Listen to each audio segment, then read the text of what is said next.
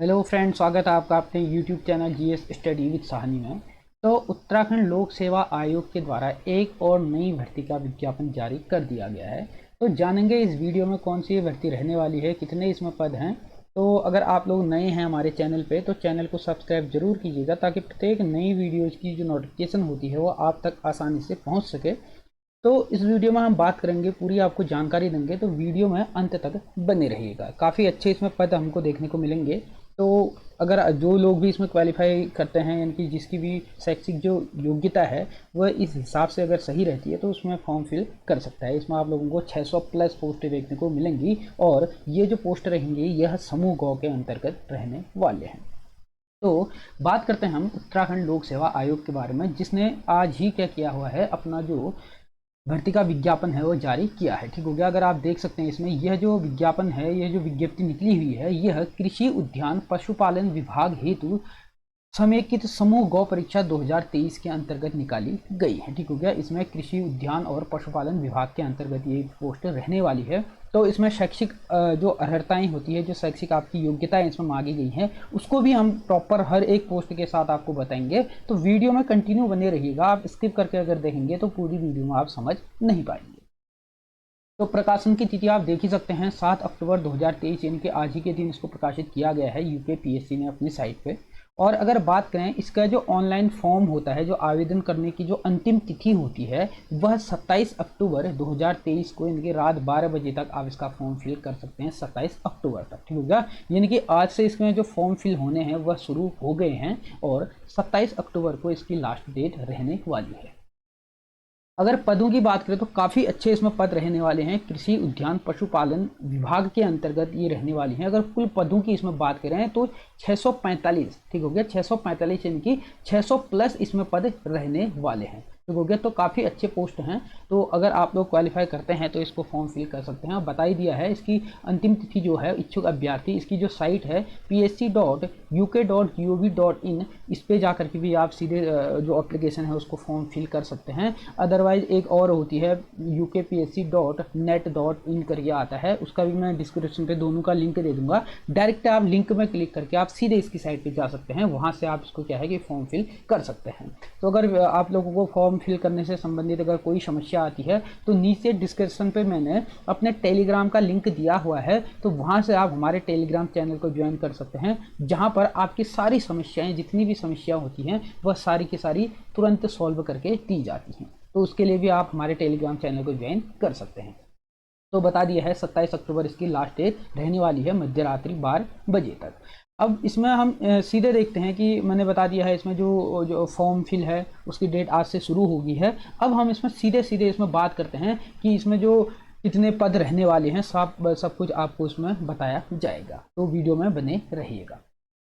तो सबसे पहले हम इसमें देखते हैं कि किस किस विभाग में कितने कितने इसमें पद आपको देखने को मिलेंगे। ठीक हो गया। तो अब हम इसमें देख रहे हैं कि कृषि और उद्यान पशुपालन विभाग हेतु जो समेकित समूह गौ परीक्षा 2023 के अंतर्गत रिक्तियों की कुल संख्या जो है वह रखी गई है 645। ठीक हो गया। और इसमें साफ साफ कहा है कि जो रिक्तियों की संख्या है वह घट या बढ़ सकती है। ठीक हो गया। इनकी बढ़ाई भी घटाई भी जा सकती है, इसमें साफ साफ लिखा होता है, हो सकता है इसमें बढ़ जाए। ठीक हो गया। घटती तो कम ही दिशाओं में घटती हैं, लेकिन जहाँ पर तक देखा जाता है बढ़ती ही बढ़ती हैं। तो काफ़ी अच्छे पद हैं, 645 पद आई हुई हैं। और इसमें जितने भी कैंडिडेट रहते हैं वो सीमित रहते हैं, क्योंकि इसमें जो एजुकेशन इसमें मांगी जाती है वह सीमित होते हैं उन्हीं लोगों के लिए। इसमें मतलब जैसे समूह गौ के अन्य अगर पद आते हैं तो उसमें सभी लोग कर लेते हैं, चाहे बीए वाले हो, बीएससी वाले हो, बीकॉम वाले हो, अगर 12th लेवल का है तो सभी कर लेते हैं। लेकिन जो ये पद हैं इसमें सीमित ही लोग, मतलब वही लोग इसमें फॉर्म फिल कर सकते हैं जो इस चीज़ के लिए अर्ह रहते हैं। ठीक हो गया। खासकर साइंस वाले इसमें रहते हैं। तो बात करेंगे कौन कौन इसमें रहेंगे। सबसे पहली जो पद इसमें दिए गए हैं वह सहायक कृषि अधिकारी वर्ग 3 कृषि विभाग के अंतर्गत ये पद रहने वाले हैं। अगर पद कोड की बात करें तो 001 इसका पद कोड रहने वाला है। ठीक हो गया। पद कोड इसलिए भी इंपॉर्टेंट रह जाता है क्योंकि अभी जब मैं इसमें आप लोगों को इसका सिलेबस बताऊंगा तो सिलेबस भी आपका पद कोड के हिसाब से ही इसमें दिया हुआ है। तो इसमें अगर पदों की बात करें, कृषि विभाग के अंतर्गत जो सहायक कृषि अधिकारी के पद हैं वह 354 के आसपास आपको इसमें पद देखने को मिलेंगे। ठीक हो गया। इसमें सहायक कृषि अधिकारी की अब बात करें इसमें वर्ग जो लेवल इसका रहेगा तो वर्ग 3 में ये रहने वाले हैं।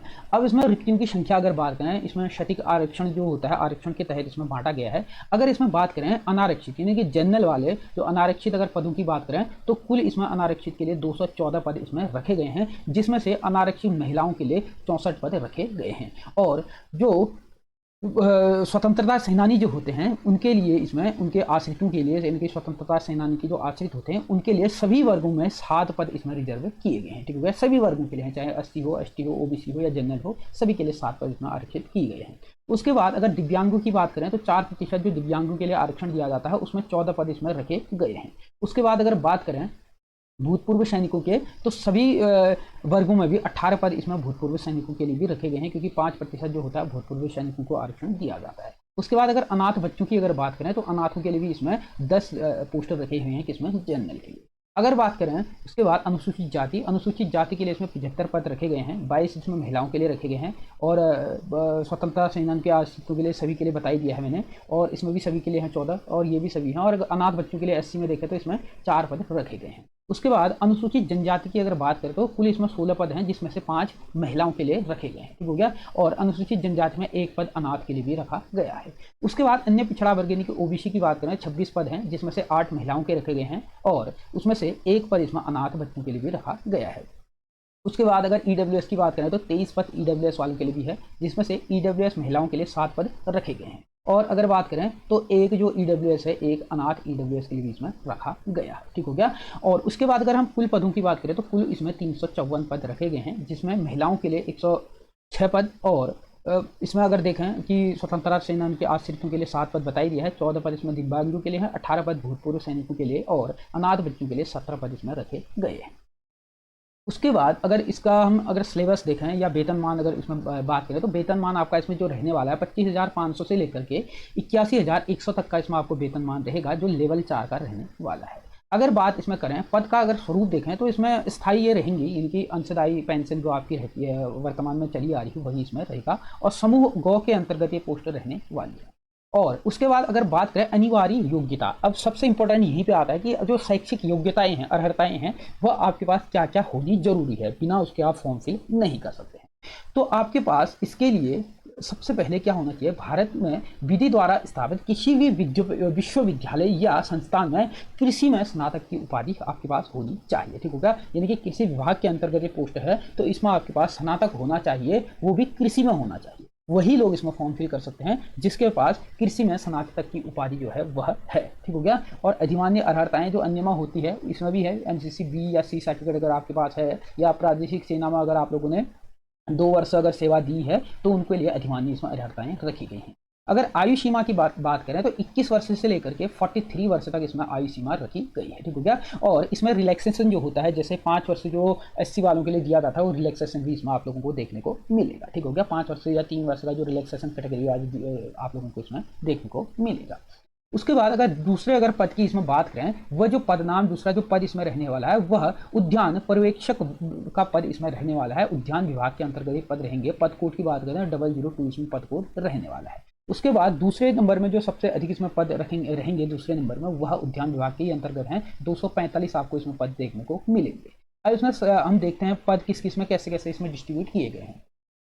अगर अनारक्षित की बात करें, जनरल वालों की बात करें तो इसमें 130 पद आपको देखने को मिलेंगे, और 39 पद आपको इसमें ईडब्ल्यूएस जनरल महिलाओं के लिए देखने को।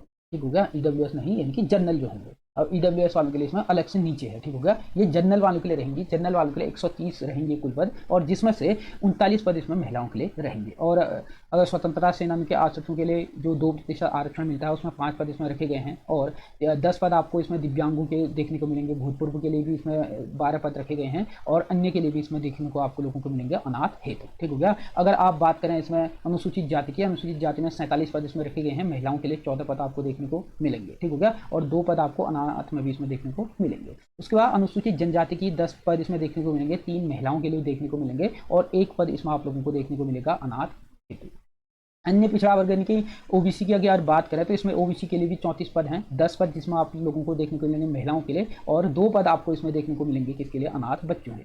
उसके बाद आर्थिक रूप से अगर कमजोर वर्ग की अगर बात करें तो इसमें ईडब्ल्यूएस वालों के लिए 24 पद टोटल रहेंगी, जिसमें से 7 पद महिलाओं के लिए हैं और 1 पद इसमें देखने को मिलेगा आपको किसको, अनाथ हेतु। ठीक होगा। अगर कुल पदों की बात करें तो 245 इसमें कुल पद रहेंगे, जिसमें से महिलाओं के लिए 73 पद और भूतपूर्व जो स्वतंत्रता सेनानी होते हैं उनके आश्रितों के लिए 5 पद, 10 इसमें दिव्यांगों को देखने को मिलेंगे, 5 पद इसमें एक्स वालों के लिए देखेंगे, एक्सेस सर्विस वालों के लिए 12 पद। ठीक हो गया, 12 पद एक्सेस सर्विस वालों के लिए देखने को मिलेंगे और 13 पद इसमें अनाथ हेतु देखने को मिलेंगे।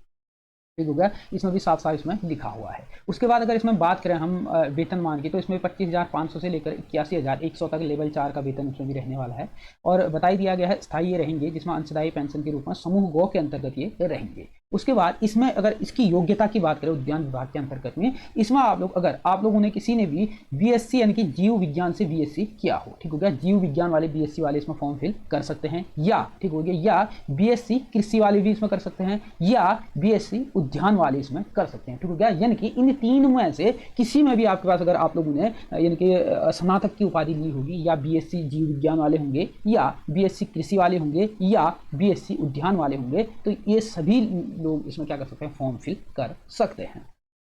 अधिमान्य अर्हताएं बताई दिया है, 2 वर्ष अगर आप लोगों ने किसी प्रादेशिक सेना में दिया हो या एनसीसी बी या सी सर्टिफिकेट आपके पास हो, उनको अधिमान्य अर्हता दी जाएगी। 21 से 43 वर्ष इसमें आपकी एज लिमिट रखी गई है और रिलैक्सेशन इसमें भी आपको देखने को मिलेगा। उसके बाद अगर अन्य पद अगर देखें, इसमें दूसरा जो है वह उद्यान निरीक्षक वर्ग 2 का इसमें रहने वाला है। उद्यान विभाग के अंतर्गत ही ये भी रहेगा, लेकिन ये पद जो है उद्यान निरीक्षक के रहेंगे। पद कोड 003 इसमें रहने वाला है। अगर पदों की इसमें बात करें तो 27 पद इसमें देखने को मिलेंगे उद्यान निरीक्षक के। अब इसमें बात करते हैं, जैसे 14 पद आपको अनारक्षित को देखने को मिलेंगे, जिसमें से 4 पद आपको महिलाओं के लिए भी देखने को मिलेंगे। एक इसमें भूतपूर्व जो स्वतंत्रता सेनानी के जो आश्रित हैं उनको 1 पद देखने को मिलेगा। 1 पद आपको इसमें दिव्यांगों को देखने को मिलेगा। 1 पद आपको इसमें भूतपूर्व सैनिकों को देखने को मिलेगा और 1 पद इसमें जनरल वालों के लिए भी देखने को मिलेगा, इनकी जनरल अनाथ के लिए। उसके बाद अगर अनुसूचित जाति में देखें तो 5 पद टोटल रहेंगे, जिसमें से 2 महिलाओं के लिए रहेगा और एक ये सभी में रहेंगे और अनाथ है तो कोई पद इसमें नहीं है किसी भी वर्ग में सिवाय एक जनरल।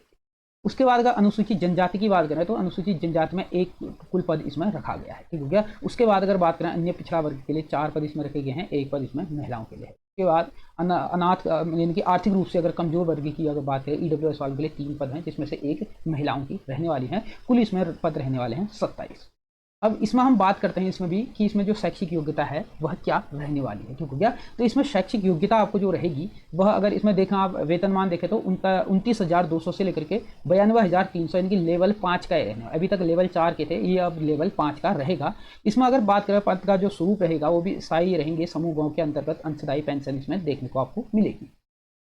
इसमें भी सबसे इंपॉर्टेंट रहता है जो अनिवार्य अर्हता है, कि जो आवश्यक शैक्षिक अर्हता जो आपके पास ही होनी चाहिए वह, या आपके अगर जीव विज्ञान में बीएससी आपके पास की हो या बीएससी आपके पास कृषि में की हो। ठीक हो गया। सिर्फ ये 2 लोग इसमें भर सकते हैं, या बीएससी जीव विज्ञान या बीएससी कृषि। ठीक हो गया। इनमें से अगर किसी भी में आपके पास 1 डिग्री है तो आप इसमें फॉर्म फिल कर सकते हैं। ठीक हो गया। उसके बाद इसमें लिखा अन्य जो अर्हताएँ इसमें भी वही रहेंगे, जैसे इसमें लिखा गया है कि एक काल की अपेक्षा अनुरूप उद्यान विज्ञान में एमएससी कृषि या एमएससी वनस्पति शास्त्र या कीट विज्ञान विकृत विज्ञान में एमएससी कृषि उत्तीर्ण किया हो। ठीक हो गया। ये अधिमान्य अर्हता इसमें है, यानी कि एमएससी आपके पास डिग्री है इसमें। ठीक हो गया। कृषि में अगर कृषि में आपने पास की हो या वनस्पति शास्त्र में आपने एमएससी की हो, ठीक हो गया, तो इसमें आपको अधिमान्य अर्हता दी जाएगी। उसके बाद वही चीज़ें हैं कि आपने प्रादेशिक सेना में 2 वर्ष अगर दिया हो या एनसीसी बी सी सर्टिफिकेट आपके पास हो। एज इसमें भी 21 से 43 वर्ष रहने वाली है। रिलैक्सेशन इसमें भी आपको देखने को मिलेगा। उसके बाद अगला अगर बात करें तो अगला जो पद रहने वाले हैं वह सहायक मशरूम विकास अधिकारी के रहेंगे, वर्ग 2 का ये रहेगा। अगर पद कोड की बात करें तो ये जो विभाग रहेगा उद्यान विभाग के ही अंतर्गत ये आपको देखने को मिलेंगे। और इसमें अगर बात करें पद कोड की तो 004 इसमें पद कोड रहने वाला है। कुल पदों की संख्या इसमें देखें मशरूम विकास अधिकारी में तो 3 इसमें कुल पद इसमें रहने वाले हैं, जिसमें से 3 पद 2 आपके अनारक्षित के लिए रहेंगे और 1 पद इसमें आपको देखने को मिलेगा अनारक्षित महिला के लिए, और 1 पद इसमें आप लोगों को देखने को मिलेगा किसके लिए, एससी वर्ग के। ठीक हो गया। कुल 3 पद इसमें रखे गए हैं, जिसमें से 1 महिला के लिए।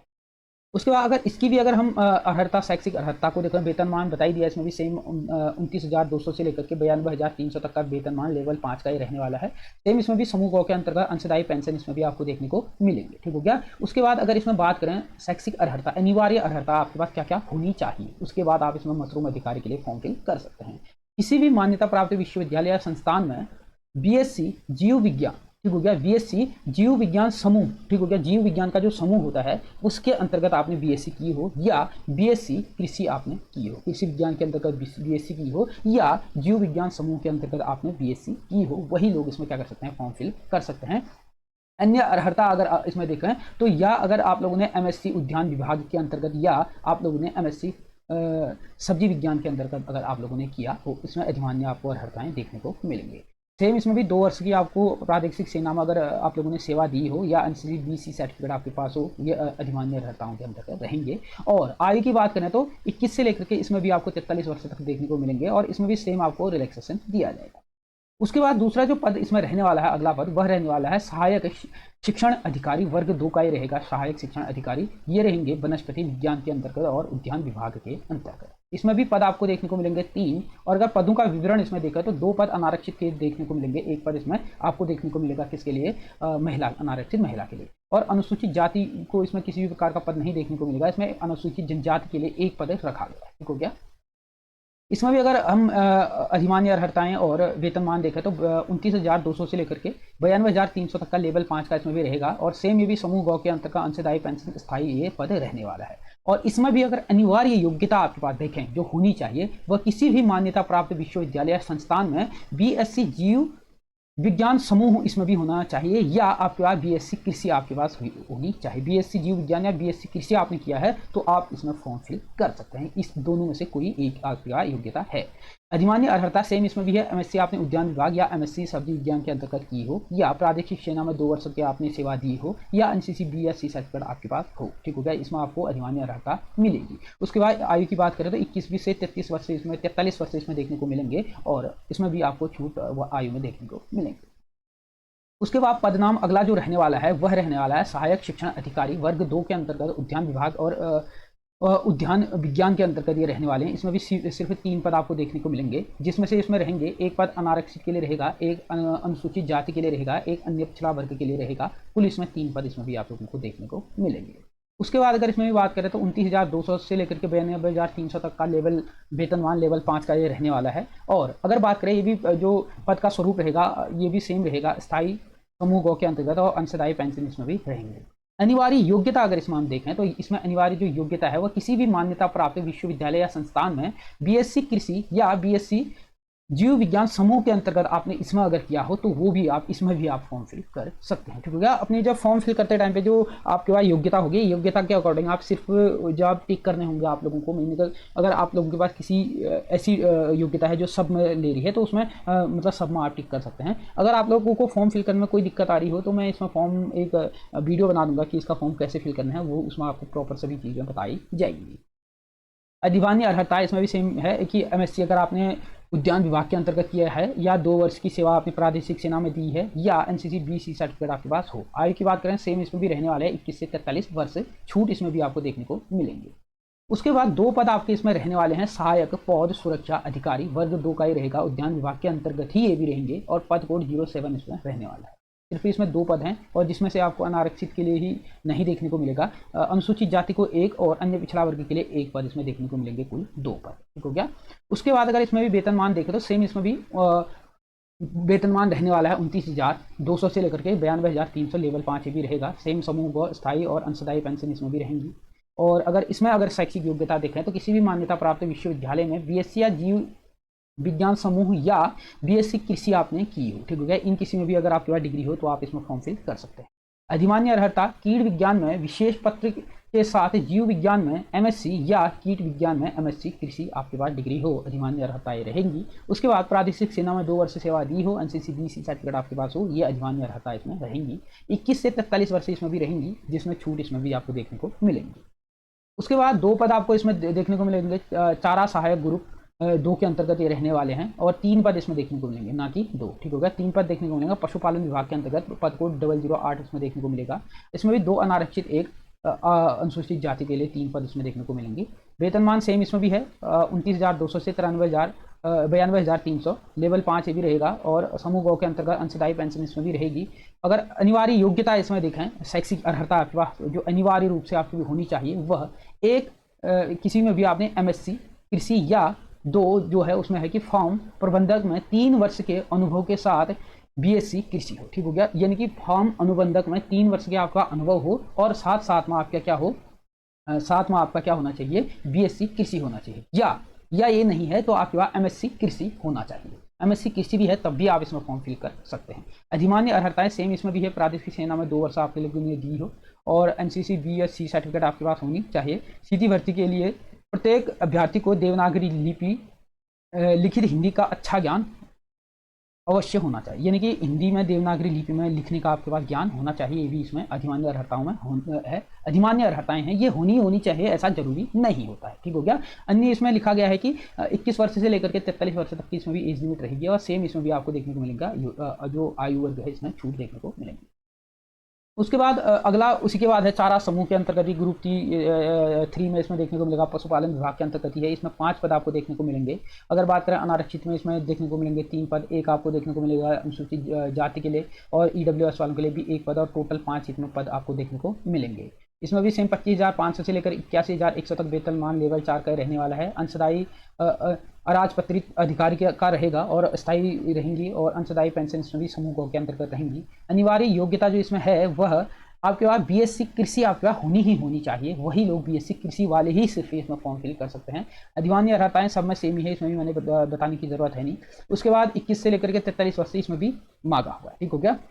और आयु में छूट मैंने बता ही दिया है कि इसमें आयु की गणना जो की जाएगी वह इसमें टोटल जो पद हैं वह इतने हैं कि 645 इसमें पद रखे गए हैं। अगर आयु की गणना की बात करें तो इसमें निश्चित जो है आयु 1 जुलाई 2023 तक आपकी 43 वर्ष हो जानी चाहिए, मतलब 43 वर्ष नहीं हुए होना चाहिए, ठीक हो गया। यानी कि इतने तक आपके 43 वर्ष नहीं होनी चाहिए। और दूसरा चीज इसमें कहा गया है कि निश्चित जो तिथि की गणना इसी के आधार पर की होगी कि इतने को 21 वर्ष पूरे हो जाने चाहिए एक, और दूसरे चीज इतने को 43 वर्ष पूरे इसके बाद मतलब इतने तक नहीं हुए होंगे तभी आप लोग फॉर्म फिल कर सकते हैं, ठीक हो गया। और इसके बाद कहा गया है कि 26 जुलाई 2021 के द्वारा लोक सेवा आयोग के परिधि के बारे में समूहों के ये सारा कुछ लिखा हुआ है, आप पढ़ सकते हैं स्वतः भी इसको। अगर इतना पढ़ के बताऊंगा तो बहुत लंबी हो जाएगी वीडियो, ठीक हो गया। और आपकी बताई दिया है 1 जुलाई 2023 के आधार पर आपको 21 वर्ष पूर्ण और 43 वर्ष से अधिक नहीं होनी चाहिए, ये आपका रहने वाला है, ठीक हो गया। और आयु में अगर छूट की बात करें तो इसमें लिखा होगा कि आयु में इसमें छूट आप लोगों को दी जाएगी, ठीक हो गया। इसमें जो छूट रहती है कि विज्ञापन के अपेक्ष आयु सीमा में छूट का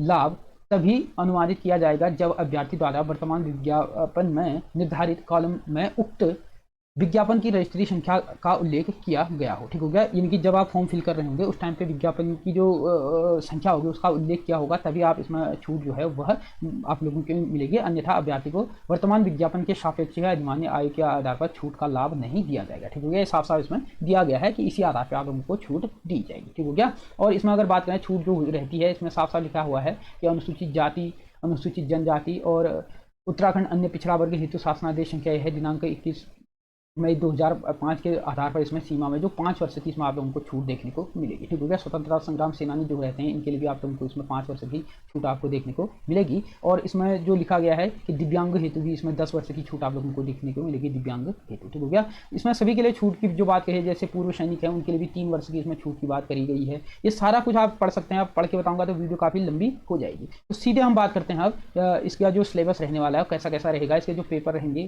कितने नंबर के रहेंगे, क्या रहेगा, इसको आप पूरा पढ़ सकते हैं। इसका जो पीडीएफ है आप टेलीग्राम चैनल से हमारे डाउनलोड कर सकते हैं, लिंक मैंने डिस्क्रिप्शन पे दिया हुआ है। फॉर्म कैसे फिल करना है साफ साफ इसमें बताया गया है, ये भी आप लोग पढ़ के फॉर्म फिल भी कर सकते हैं। अन्यथा मैं इसके लिए एक अलग से वीडियो आप लोगों को बता दूंगा, ठीक हो गया। अगर आप लोगों का किसी का अगर फॉर्म गलत हो जाता है या कुछ हो जाता है उसके लिए भी संशोधन परिवर्तन के लिए इसमें दिया गया है कि 5 जब इसका फॉर्म फिल होने के अंतिम तिथि के 5 दिन के बाद इसमें कार्य दिवस के बाद आपका लिए जो एडिट करेक्शन के लिए 10 दिन के लिए क्या है कि फॉर्म का जो गलत हो जाएगा तो उसके लिए भी खोला जाएगा करके इसमें दिया गया है कि अगर किसी के कारणवश किसी का नाम, date of birth, father name, mother name या किसी में भी अगर गलत हो गया है तो इस 5 कार्य दिवस के बाद जो 10 दिन के लिए जो वेबसाइट इसकी खोली जाएगी उसमें आप अपना एडिट करेक्शन कर सकते हैं, ऐसा इसमें साफ साफ कहा गया है। इसमें आप अपना ईमेल आईडी और मोबाइल नंबर करेक्शन नहीं कर सकते हैं, साफ साफ लिखा गया है। तो जो भी मोबाइल नंबर या ईमेल आईडी डालें वह तुम्हारे पास होना चाहिए, अपना ऐसा नंबर डालें जो हमेशा आपका ऑन रहता है, ठीक हो गया। शुल्क की बात है तो शुल्क में भी इसमें साफ साफ दिखाया गया है कि छूट इसमें भी दी जाती है। तो जिस टाइम फॉर्म फिल करेंगे उसमें टाइम पे भी आप लोगों को देखने को मिल जाएगा कि आपका जो शुल्क रहेगा वो कैसा कैसा इसमें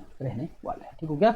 अगर हम सीधे आप वीडियो काफ़ी लंबी हो जाएगी तो इससे अच्छा है हम सीधे इसका जो सिलेबस है उसको देख लेते हैं। ठीक हो गया। तो इसका जो सिलेबस है, सबसे पहले आप देखो जो इसका जो पेपर रहेंगे, 2 पेपर होंगे, प्रथम प्रश्न पत्र और द्वितीय प्रश्न पत्र आपका इसमें रहेगा। अगर बात करें तो 2 घंटे का जो प्रथम प्रश्न पत्र रहेगा और 3 घंटे का इसमें द्वितीय प्रश्न पत्र रहेगा। टोटल अगर बात करें तो 300 नंबर का टोटल ये रहने वाला है, यानी कि दोनों के नंबर आपके इसमें काउंट किए जाएंगे। ठीक हो गया, ऐसा ना समझे कि पहला ऐसा ही है, नहीं। ठीक हो गया, अगर पहले में अगर आप लोगों का अच्छा स्कोर हो जाता है, दूसरे में अगर कम भी होता है तो मेंटेन हो जाएगा। तो इसीलिए सभी को अच्छे से करके आएंगे। ठीक हो गया। इसमें साफ साफ कहा गया है कि सामान्य ज्ञान, सामान्य अध्ययन और सामान्य हिंदी विषय कोड 91 इसमें लिखा गया है। ठीक हो गया। तो ये 91 में इसमें सामान्य हिंदी जो विषय है इसमें, वो विषय कोड जो इसमें रहेगा 91 रहेगा। और इसमें अगर देखें तो सामान्य हिंदी रहेगी, सामान्य अध्ययन जो आप लोग देखते हैं समूहों के अंतर्गत UKPSC या UKSSC जिस टाइप से कराती है 100 नंबर का ऑप्शनल रहेगा। ठीक हो गया। इनकी जो वस्तुनिष्ठ प्रकार का रहता है वही इसमें वैकल्पिक रहेगा। और दूसरा पेपर भी इसमें वैकल्पिक ही विषय आप लोगों को देखने को मिलेंगे, दोनों मतलब एक ही टाइप के रहेंगे। तो पहला जो रहेगा 100 नंबर का रहेगा, 100 अंक इसमें देंगे आप लोगों को और 2 घंटे का ये रहने वाला है। दूसरा अगर देखें तो दूसरा इसमें देखेंगे जो कृषि वाले होंगे उनके लिए पद कोड रहेगा 92, और जो जीव विज्ञान वाले होंगे उनके लिए रहेगा 93, और उद्यान विज्ञान वाले जो होंगे उनके लिए रहेगा 94। अलग अलग सब्जेक्ट के हिसाब से आपके इसमें आप लोगों को अपना अपना सब्जेक्ट के हिसाब से आपको इसमें अपना जो पेपर है वो देना होगा। ठीक हो गया। उसके बाद इसमें 200 नंबर का ये रहने वाला है, जिसमें से आप तुमको 200 अंक दिए जाएंगे और इसमें 3 घंटे का ये रहने वाला है। ठीक हो गया। तो कुल अगर अंकों की बात करें तो 300 नंबर का ये रहेगा। और सेम इसमें भी आप लोगों को नेगेटिव मार्क दिए जाएंगे, इनकी जो 1/4 आपको नकारात्मक मार्क मिलते हैं वो इसमें भी देखने को मिलेंगे। ठीक हो गया। ये सारा मैंने आप लोगों को बता दिया। इसका जो सिलेबस है वो भी इसी के साथ है। आप लोग देख सकते हैं कि इसमें जो सिलेबस रहेगा वो इस हिसाब से रहेगा, जैसे सामान्य अध्ययन के अंतर्गत 80 नंबर का रहेगा और 20 नंबर का इसमें हिंदी रहेगी। तो सारा आप इसमें पढ़ सकते हैं। अगर मैं इतना पढ़ के बताऊंगा तो वीडियो बहुत ही लंबी हो जाएगी, तो आप लोग देख सकते हैं, सारा पढ़ के देख लीजिएगा। उसके बाद जो सब्जेक्टिव भी आपका रहेगा, सब्जेक्टिव का भी इसमें नीचे दिया गया है। एग्रीकल्चर है, जैसे एग्रीकल्चर में किस टाइप का रहेगा आप इसको पढ़ करके देख सकते हैं। बायोलॉजी किस टाइप का रहेगा वो सारा कुछ इसमें दिया गया है, तो आप इसके अकॉर्डिंग अपना अपना फॉर्म फिल कर सकते हैं। तो अगर आप लोगों को वीडियो अच्छी लगती है, इन्फॉर्मेटिव लगती है, तो चैनल को ज़्यादा से ज़्यादा लोगों तक शेयर कीजिएगा, ताकि प्रत्येक वीडियो के नोटिफिकेशन आप लोगों तक आसानी से मिल सके। इसके लिए आप हमारे चैनल को सब्सक्राइब जरूर कीजिएगा, और साथ में नीचे डिस्क्रिप्शन पे मैंने जो टेलीग्राम चैनल है इसका लिंक दिया हुआ है, उससे आप इस टेलीग्राम चैनल को भी ज्वाइन कर सकते हैं। तो इस वीडियो में इतना ही है। अच्छी लगती है तो इसे लाइक शेयर सब्सक्राइब जरूर कीजिएगा। धन्यवाद।